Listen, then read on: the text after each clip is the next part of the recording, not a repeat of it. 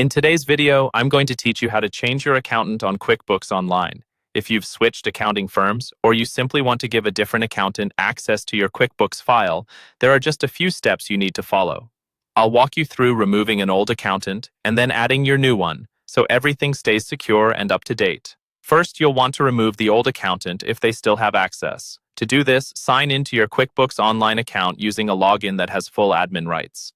This is important because only the primary or company admin can manage accountant access. If you're not sure whether you're an admin, you can usually see that noted next to your name after you sign in.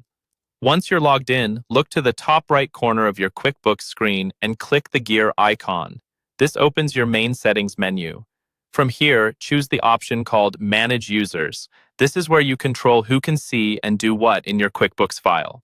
Inside Manage Users, you'll see different tabs. Look for the one labeled Accountants or Accounting Firms, depending on your version of QuickBooks Online.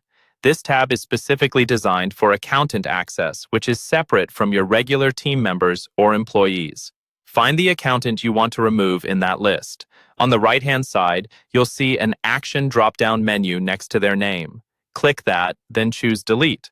QuickBooks will ask you to confirm that you want to remove this accountant. Confirm the deletion, and that accountant will no longer have access to your books.